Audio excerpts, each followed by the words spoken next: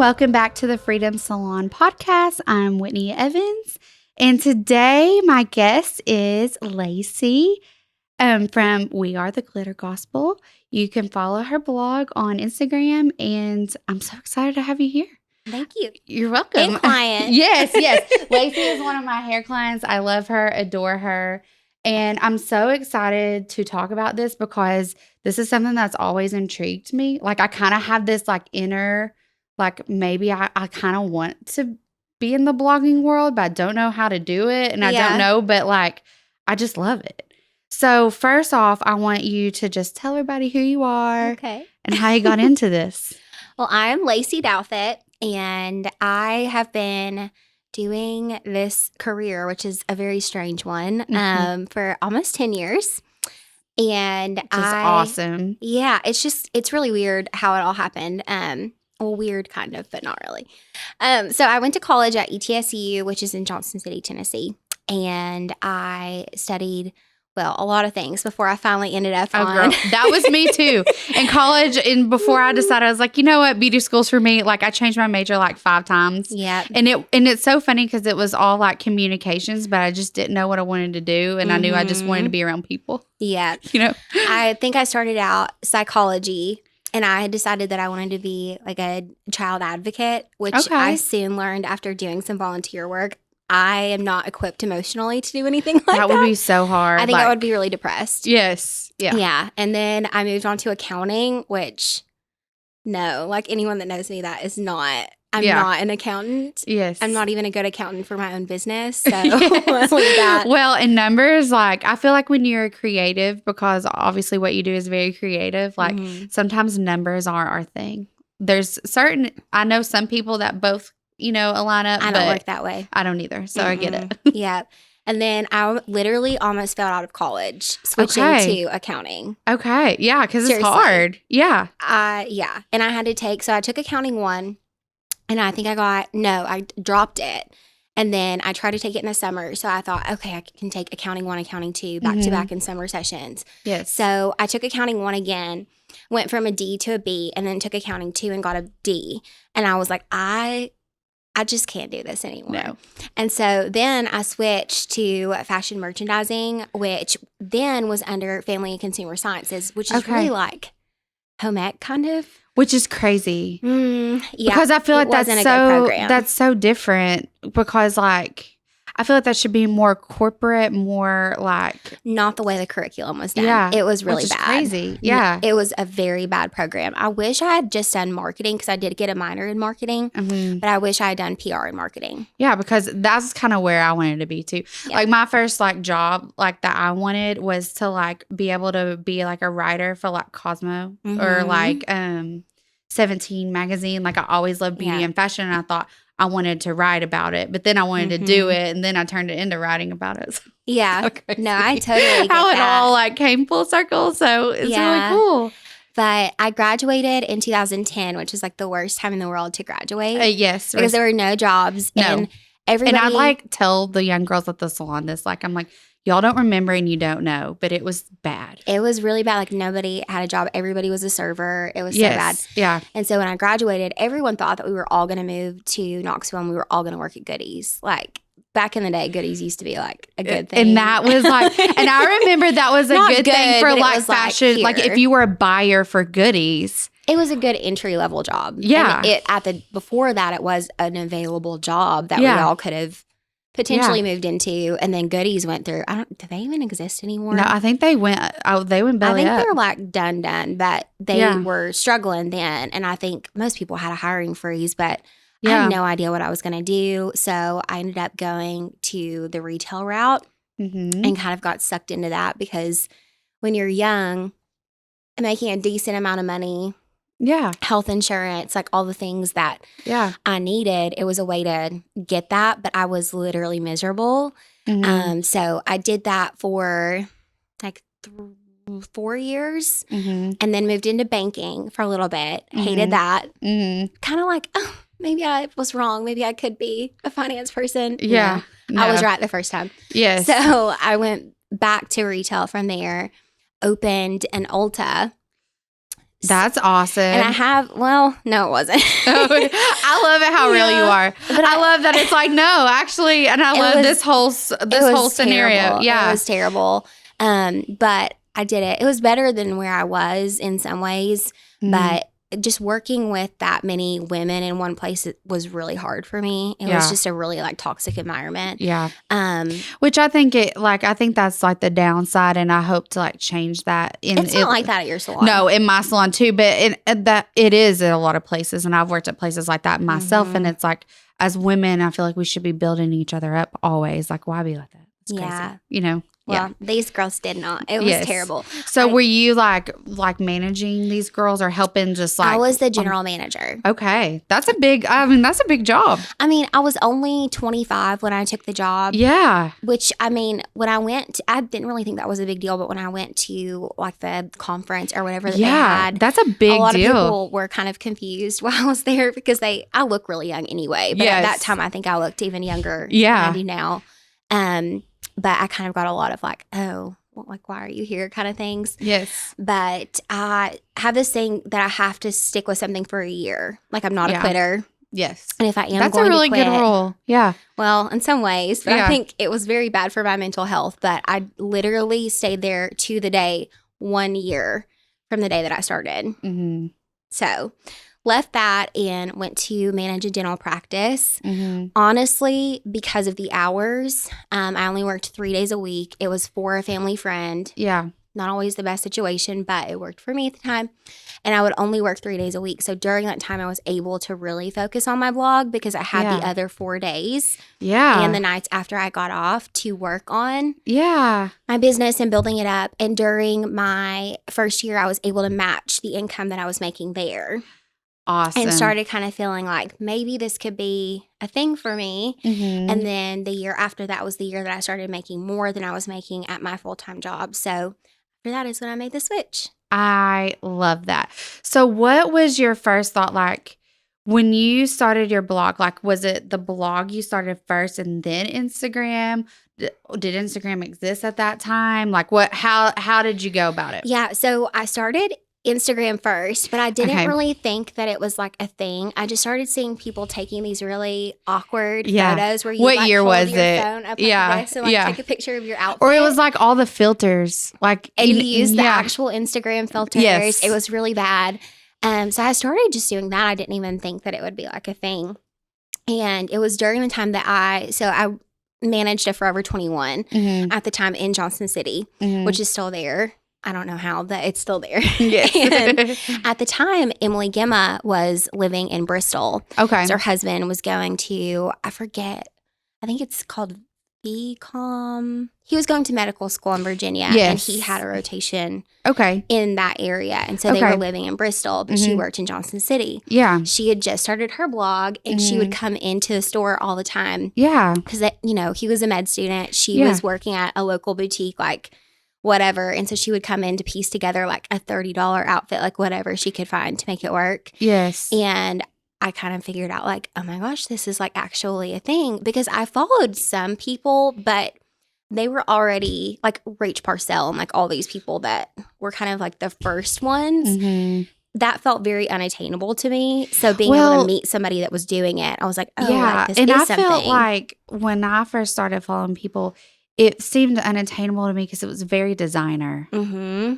And that was hard for me to relate to because at the time, like I was, trying to build my career too. And I'm like, but wait, like what about Target? Yeah. like where can I find something at Target to wear? Because I can't afford this yet. Or I'm not able to go to Fashion Week or any of that stuff. Mm-hmm. So that's awesome that she was doing that. Yeah. And I think it kind of like made her mad when I did start, because we would go to Zumba together. Like we were like actually friends. Yeah.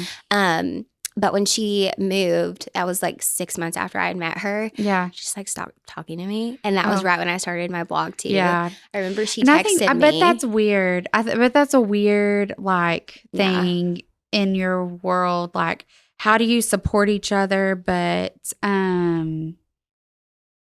like not feel like someone's stepping on your space. Yeah, I get that. And I think at that time there were so few that I kind of get like where she was coming from. But I remember out of nowhere, she texted me and she was like, so tell me about, and when I first started, I called my blog something different, which like kind of similar, but not the same. It was A Glimpse of Glitter. And she was like, so tell me about A Glimpse of Glitter. And I like didn't really know it. I was like, yeah, I'm super excited. Like, you inspired me, whatever. And like, we never talked again. Oh, wow. Yeah.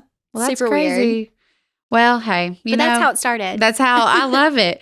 And so were you focusing more on like, would you do like a post and then do like a blog post with it? Like Instagram, like how I like the details. That's how it used to be. Yeah. I really need to get back to that, but I haven't been in that kind of practice in a really long time. But it also used to feel, I don't know, like for a long time it wasn't even really fun. Yeah. Because I was working full time and then Luke had to take my pictures. He wasn't good at it. Yeah. And I wanted it to be so good. And so if he didn't get it right, I was like not very nice to him. Yes. You know? And it was, I feel like we've all went through that, like in our business. You know what I mean? When you start and it's like the people that like live with you or that are the closest to you, like get the brunt of it. Because when we started Whitney Evans Beauty, it was just like, I worked all the time and I was like, okay, don't talk to me. I've talked all day to clients, you know, and that's not fair to our husbands, you know? No, it's not at all. But it took up all of our time. Like I cared so much about it and just like wanted it to be something so badly that that's all that we did when we had any time together. Yeah. Because so I started it right when Luke and I had gotten engaged. We got married the following May. And then... So it had been like a year. And I think at that point was when I was like, I really want to like do this. And he started school. Okay. So he went back to school to get his EDS and then move into a doctorate program at the same time that I was doing all this stuff. Oh my gosh. So he hated his life. I know. Like during that time. Yes. Because anytime he would have had to like go to the driving range or like go play a round of golf or whatever, play video games, which he doesn't really do, but like just do something that he wanted to do. He didn't really get to do that because he was helping me. Yeah. So it was hard.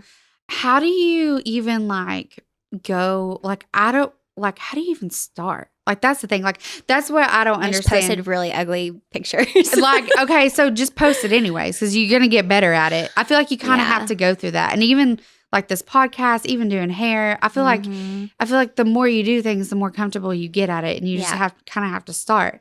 But do you start with like making money in mind, or do you start with like I'm just going to do this as a creative outlet and just see where it goes, and then like I know like how do bloggers even make money? That's the biggest question I get from people. So, like, because people know that you all come in the salon and all these things, and they're like, how does that even work? And I'm like, honestly, I don't know. Yeah. Like, so in the beginning, I didn't even know that you could make money doing this. No, I didn't. Like, at all. So even like meeting Emily, like I didn't start this being like, oh, I want to be like her and I want to make money. It was like, I really think I would enjoy doing that. Yes, like a hobby. Yes. And so I started, and within, I think I was one of the first couple hundred people to be on Reward Style.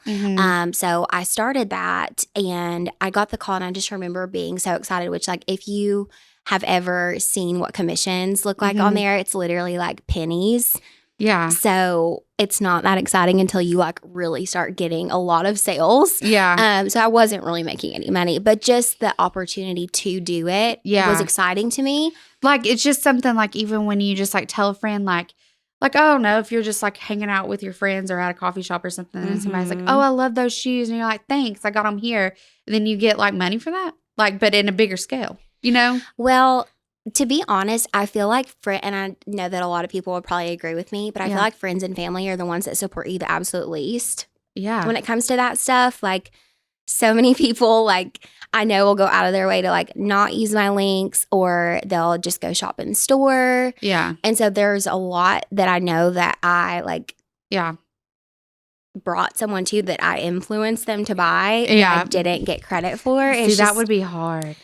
Yeah, it was in the beginning. And a lot of it, I think, is just people don't understand. Yes. Like, I don't think that they're so much, which I think in small business, I think sometimes it probably goes the other way. But with this, I think a lot of it is just that people don't get it. Yeah. So it's not that they're intentionally not supporting you. Like, they just think, oh, I saw my friend Lacey wearing these shoes. I'm at Target. They have the shoes. I'm going to buy them. Yeah. And they don't even like think to share. My friend Lacey told me about these shoes. It's just, oh, I saw them. I like them. I bought them. Yeah. And then that's exactly it. kind of thing. You know? I know. And I think they almost need like a code for y'all to give to people that shop in store too. Like, or anything like that. But yes. I just think that's neat because it's definitely like as a consumer, I feel like it's helped, especially during this like pandemic times when like I don't know what's in style. I don't want to have to think about it. So it's awesome to like go to your page and like see what all's out there and like links. And it just makes things like so easy for us as a consumer. But there's a lot of work that goes behind it all. Yeah. So like walk me through what you would do. Like say you were going to, like I got this jacket, okay? I think I got it at Anthropologie. Like if you were going to do a post about this, like what would you do? Like what does that even look like? Just for the consumer to know, I guess, for listeners, everyday people to know. Yeah. So I think probably the biggest thing that I struggle with is you feel the pressure to buy things that are linkable because it's just like for you, like if you buy something for your business, you want to get some sort of return on investment for it. You don't just want it to be thrown away money. Yeah. And so I do feel pressure to make sure what I'm buying is from somewhere that I can get commission on. Okay. But so there's only certain places or like if you're only. It's better now. I feel like even just a couple years ago, it was a lot harder. But now most people are on some sort of affiliate platform, thankfully. Yeah. But yeah, it does make me feel a little bit of pressure in that way. But I've kind of stepped a lot away from just sharing fashion stuff over the last couple of years. Yeah. So I don't feel it as much. But also, I shop at places that are part of affiliate companies now. Like I shop at Amazon. Like this is Amazon. Yeah. This is Abercrombie. These are made well. Like I love I can that. link those things in it. But I bought them because I wanted to, not just because I knew that I could make money. That I don't think I've sense. ever even shared this vest. Yeah, and that makes sense. Like you would only want to like buy something. So if you post a picture of something and somebody DMs you, it's like, oh my God, where did you get that? Here's the link. Yeah, I think that's probably the most frustrating thing. And maybe a little bit of that is on me, but I don't feel like I do a great job of educating people on how to shop things because I get so many of those messages asking where something's from. And literally all anyone has to do is go to the link in my bio, click on it, and it brings up my profile on Like to Know It, and it has a search bar. So even if it's not one of the first things that you see, you can literally type in that feature. Yeah, you can just type in green sweater. I use that all the time, and then it like pops up on everything. And then and I love how you do like try-ons, and so you can really see like what it looks like, and even home stuff. I feel like home stuff. I love home. Is that like a passion? Like at first it might have started out like fashion, beauty, whatever, but then I feel like your followers have evolved with you. Like, because I feel like mostly in their 30s. Yeah. Like, because when I started following things, I was like 25. So I was in a whole different space than I am now in my early 30s. Like, being more of a homemaker, I guess. I actually really have a big love for DIY right now. But I've had a hard time figuring out how to incorporate that because there are so many amazing DIY accounts out there that are probably a lot better at it than me. No, but sometimes I feel like that is kind of, not that it keeps people from wanting to do it, but if I see someone do it that I think is like an expert, I'm going to think I can't do it. Yes. But sometimes it's nice to watch somebody like struggle through something, but it still end up like working. Oh, absolutely. Then you feel like you can too. The more real you are on social media, I feel like the more authentic things are, the more people are like into it. You know, some of the things that I just like do on a whim have gotten more engagement than something that I've like planned out to perfection. Like, no, it needs to be this, that. Because I think people really like the authenticity of it. And I love that. And I think, and I love how authentic you are on your stories with everything that you do, like on your blog, on your Instagram. Like, it's so refreshing because I think as a woman, especially, like you can be flooded with so much like perfect, pretty, like this is how it is. And it's great for you to share your heart with your followers, which I know sometimes can be hard. Like, how much of your life do you feel like you put out there and how much do you keep to yourself? Because I'm sure that was a hard balance to find at first, especially when stories launched. Because you were popular before stories. I didn't really do stories for a long time because it made me feel really uncomfortable. Yeah, because you're already putting yourself out there so much. Yeah, and Luke didn't really enjoy being on social media at the time. I didn't really feel like our house or like our life was really exciting. Yeah. Because we lived in a pretty like, it's now like a rental. You know, it's like a pretty standard like starter home. Yeah. I just didn't feel like it was good enough, so I didn't show up that way for a long time. It was really when we moved and I started doing it full time that I started sharing a little bit more outside of like clothes and whatever. It kind of became more of like a vlog, if you will. Yeah. Of like your day. Which is great because like your like future generations of your family will be able to see that one day. That's what always like makes me think like this might seem silly and who cares, but then like who knows, 80-year-old me might go back and look at this and be like, oh my gosh, that was so awesome. You know, part of me thinks it's going to end up being like MySpace though, and like we're not even going to know where any of that stuff I know, right? And like I don't know where any of that is. I remember like spending so much time on my MySpace and now I couldn't even like log into it if I tried. No. I hope no one ever. Don't go look But somebody for it. could unearth it if they wanted to. But Facebook though, I feel like so Facebook bad. has stayed like true to where you could find it if you needed to. Can I just say though, my biggest pet peeve in the world is people that treat Facebook like it's Twitter. Yes. Like a guy that I went to high school with, I don't know I thought we were friends, whatever. Maybe he unfriended me and then refriended me again. But I kind of am at that point where I'm like, do I want, like, am I inviting that in or am I not inviting that in? And so I went and looked at his page because I haven't seen this person like since at least freshman year of college. And I go and look and he's like a diehard UT fan. And I swear it was a play-by-play of games from football season. Yeah. And that's not what Facebook is for. No. So, no. No. I'm not into Facebook. Oh. That's not my thing. I love it. Instagram rules. Now, tell me about TikTok. How was it getting into TikTok at first? I feel like I'm not very good at TikTok, but I think it's... But you are. Okay, y'all, she is good. She is good at it. I love your TikToks. I don't really think I'm good. I just don't know really what to do over there, so I just kind of post whatever I want to, and like sometimes it'll get like no views, and then sometimes it'll do really well. Yeah. Well, I mean, I feel like Reels, like you can kind of cross do those and like post the same thing to both in a way. Sometimes, but I feel like honestly, that's why so many people are getting bothered with Instagram right now is because it just feels like I really enjoy TikTok and I love, like if I'm on Instagram, sometimes I'll catch myself just like exiting out and going to TikTok, and I like going to TikTok because it's different than Instagram. I feel like the content that people post there, it's just different. It's not, but I also don't want to see that on Instagram. Yeah. And so what's happening is people are literally posting their TikToks on Instagram. And then I'm like, why am I?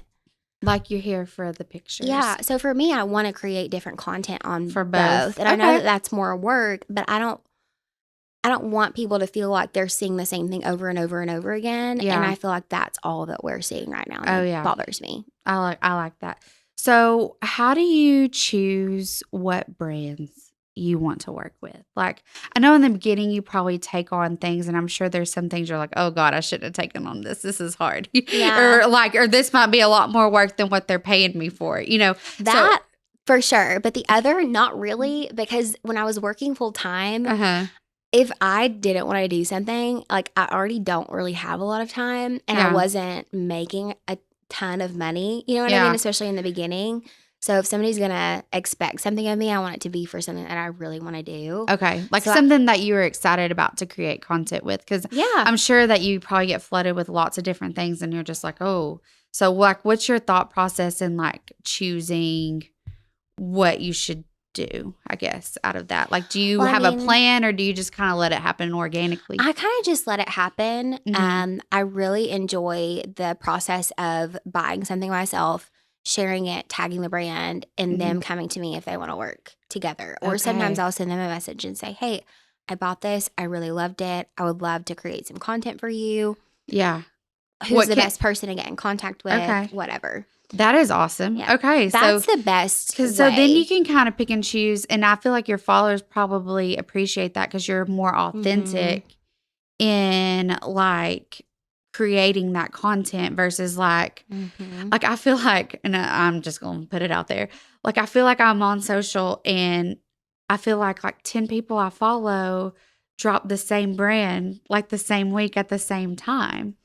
So what is that? That's just marketing. And that's the exact same thing that you were already consuming on TV, on radio. Okay. That's why you hear the same thing over and over and over again at a very specific time. Mm-hmm. That's just marketing. Okay. And that's smart on the brand's part because they want you to see that multiple times in your feed. Gotcha. But I think which is very smart because I've bought a few things. But I think my biggest issue is people taking like problem with that. Like, if you're following somebody that you don't trust their opinion, like why are you even following them? Unless it's just somebody that creates really extravagant, beautiful content and you just enjoy seeing it. Yeah. If you don't appreciate their opinion and you wouldn't buy something they recommend, like why are you even following them? I agree. Why are you complaining? If you don't like it, don't follow. Exactly. And I completely 100% agree. And I think that like I've noticed that and I'm like, whoa, like that's wild. And I was like, but then I buy it. And it's usually around a product launch or a restock. Well, there's one, what is Athletic Greens? I feel like I'm going to get. You told me about that. And I'm like, what is that? I feel like it's everywhere. And then I'm like, okay, I'll buy it. But I mean, it's just like anything And I like it. And it's good. You did get it? Yeah, I did. And you like it? Yeah, I feel better. Well, See, it's good. But just because you're seeing it, and I get that because I feel that way sometimes. And sometimes I really just want to find cool things to share with people that maybe they're not seeing everywhere else. Yeah. But I also have a job to do. And if there's a company with a product that I really like and they're willing to pay me, why would I not work with them? Well, and I feel like as women, we've gotten so far away from like magazines and stuff. Like used to, I would get like a magazine and like for the spring and see what's in spring, blah, blah, blah. But now how I consume that's so different. If like I follow like 10 different people and they all are kind of like vibing the same kind of style for spring, I know, okay, well, that's in style. So this is what it's moving towards. And it's so much more attainable than like this like model in a magazine that I don't know their name and they've been paid to wear that versus like you all that you're like, hey, I actually bought this and I love it. And so I love that. Like I'm just so fascinated by like the whole industry because I know it's a lot of work on your part, but it's really kind of changed our culture. And that's really cool. Like to think that you're a part of that. I think that's awesome. Yeah, I think so too. So now the other side of it, how like you put so much of your work out there. How have you, which I never see, I feel like everybody loves you. I never see anything crazy on your page, but I know like I follow some people and like there's like trolls out there. Like how do you, and we've even gotten some on like salon posts and stuff too. And I'm like, listen, I don't even know who you are. You're from China or something. Like how do you manage that? It used to really bother me a lot. It would me too. I'm a very like sensitive person. Yeah. And I really haven't gotten a ton. When I do though, it's really mean. Like I shared that my dad had COVID. I don't have a great relationship with my dad. He's 80 years old. Yeah. And it freaked me out because I literally thought like my dad and I are not on great terms. He's in the hospital. I'm not going to see him again. I literally just posted and said, hey guys, my dad has COVID. He's in the hospital. Please be praying for him. And people literally messaged me like, I hope he dies. Made it about something it wasn't about. You know what I mean? I'm not going to talk about it here, but like made it about something else. These few years have been wild. And it's like, and then my thing is I always try to think like, would that person say that to your face? Absolutely not. People don't if they weren't behind a computer screen. No. And something that I always try to like think in my mind when people are mean, it's like hurt people. Yeah, that's true. So there's obviously something going on. Yeah. I feel like at this point, especially after the last 2 years, because everyone is so bothered by everything. Yeah. I can't stand that, but they are. Mm-hmm. It doesn't matter what I do. Somebody's going to take offense to it. So you might as well I'm just going to be myself. And if people like it, great. If they don't, great. And they do. And everybody's not for everybody. I think that was probably the worst, like, mentality that I had, and I had it for a really long time, is just I wanted everyone to like me. And I took big issue with anyone not liking me. And I would almost think like, what do I need to do differently to be received better? But the reality is you're not going to be liked by everybody. Everyone has different tastes. Everyone has different opinions. Yeah. And I mean, some of the greatest people in the world, people didn't like them. I mean, people don't like Chick-fil-A. Nah, I find a problem with that. You know what I mean? So, I mean, there's an issue. Like, I mean, it's true. It's just human behavior. And, I mean, I think it's awesome that to just keep showing up and keep pushing through. What is something that you would tell someone that's a young blogger in this space? Like, what would be your best advice? Oh, gosh. I really don't know, to be honest. I mean, I think just like don't start doing this if it is solely just because you saw someone do it and you thought it was cool and you want to make money and you think you're going to be a millionaire. Because the reality of it is you're probably not. Can you make some money? Like, I think one of my biggest issues right now is I see all of these TikToks where people are like, what I made last year as a content creator. And they'll share every month and it's like $20, $10. And all of them are doing this. And I'm like, if you're only starting it to get free stuff and to make an extra $100 a month, like that's why people dislike the industry so much right now, is because so many people are trying to flood in just because they think they're going to get a grab bag of something. Yeah. Or like going back, like, I was talking on another podcast earlier, and it's like everybody thinks that they're just going to go viral and it's just going to be like this whatever. And like that's not always the point of success. Yeah. I feel like most people that I've seen, like you and some other of my friends that are in a creative space with social media, like it's a creative outlet and you have to love it and you have to be willing to show up every day to do it. It's not just like, I feel like it'll come across and you may not get as much engagement if it's not authentic. Yeah, and sometimes people won't like it anyway. No, it is true. It is true. Okay, and I think it's like staying true to yourself and doing something for you and, you know, hope for the best. Yeah. One thing, okay, here's what I would say. Your following count does not determine your income. Because I know so many people that have under 20K and make really fantastic money. Because their people are engaged with. They buy, they've used different avenues. Like I know people that have under 10K on Instagram, but have this ginormous Facebook group of people. I don't even know how they do that. I have a ginormous group and people buy, like literally all they do is post like roundups, those collages, links, and people spend a lot of money and they make full-time income off of that Facebook group. Yeah. Literally just sharing things that they like, that they're purchasing and give links to it, or sharing sales or whatever. That your following does not determine your income. I love that. And I think a lot of people get really hung up on that. And I know a lot of people with a really big following, maybe some of it not all authentic, that are not making full-time income, not even close. Yeah. So don't get discouraged. Like if you see this, like it's really just about on like how much of your following is engaging with you. And I tell that even to like our stylists too. Yeah.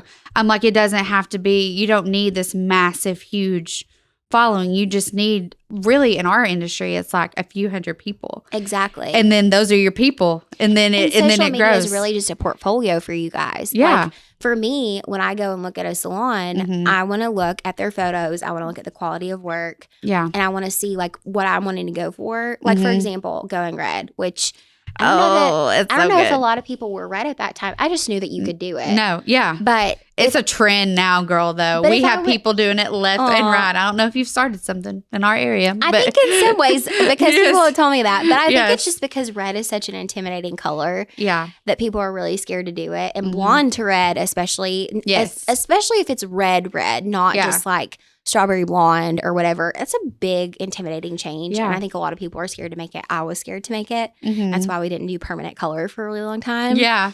But now here we are. It's looking gorgeous. Yeah. But if I was going in blind and I saw a salon that had never done red, I would be a little more scared to go there. You know what I mean? Yes.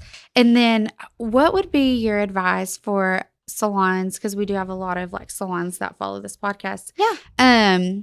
What would be your advice with salons that maybe want to work with a blogger? Like what are kind of the do's and don'ts for salon? Like for someone to approach you, or how would that be received to them? Because I know some salons are like, I've had some people be like, you have so many bloggers that come to your salon, blah, blah, blah. But really, that's just kind of happened organically. I think we've just both have found each other. There wasn't really a pit. It was just kind of like, yeah, come on. Well, I mean, like, I reached out to you guys because I knew people that went there. And then also Sarah McCaffrey, when she used to do her like statement thing, and it used to be back in the place that's right behind you guys. I don't know who I met, but I met one of you and bought a Mika dry shampoo. It was me and Ash. That was me and Ash back in the day. Okay, so I met you and Ashlyn like 5 years ago. Yes, and talked. Oh my gosh, I forgot about that. So I knew who you were before I even went there. So I would say recommend having some kind of relationship first. Don't just like I would just engage, like get to know, like tell someone you love their hair, ask if they're already seeing a stylist, and I think so just with everything, like how you were talking about products and like something feeling authentic, I see a lot of bloggers that literally will go to any salon that will offer them a service. And I just think that's really weird. Like, you know what I mean? Like I would. Like, what if it's not great? Like, or what if it's not even just that, but like, you know that it's not.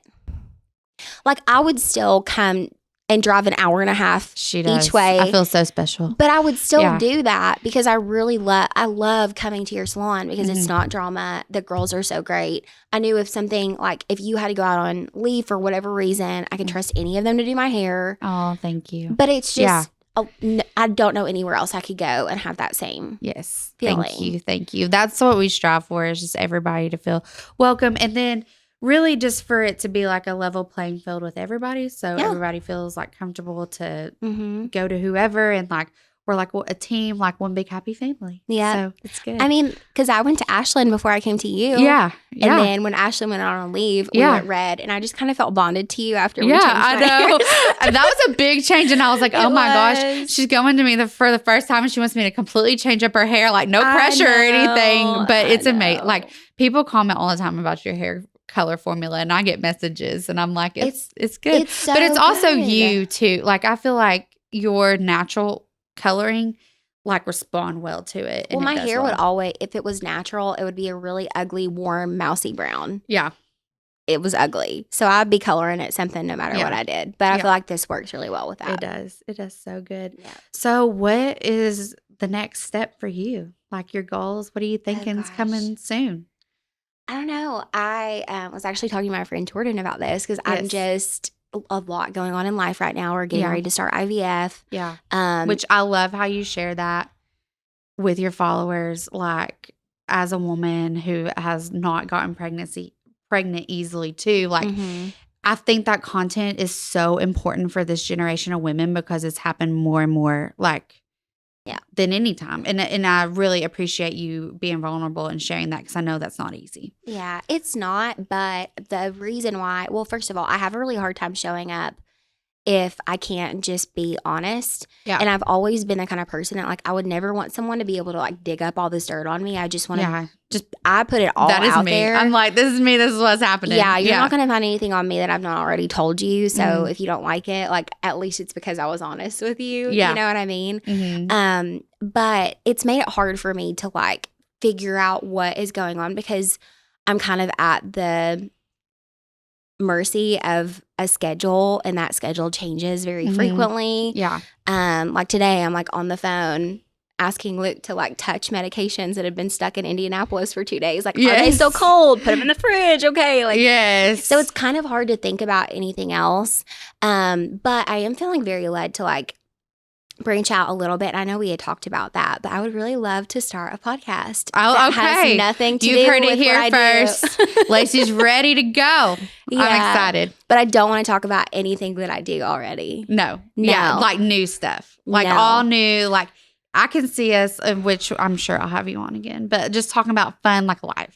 Like I really want to focus on good people that come out of really bad situations and turn it into a really awesome testimony. That's what I want to do. Love that. I can't wait to see everything that's in store. I think that's awesome. Yeah. So that's hopefully coming with spring, but I'm not banking on it because I don't know what life is going to look like the next month or so. But yeah. Well, I'll be praying for all the things because I know it's going to be great. And thanks you so much for coming on, and tell everybody again where we can find you, follow you, all the things. Well, it's the same on everything, but it's incredibly long, so sorry about that. But it's at We Are the Glitter Gospel. All right. Thank you. That's me.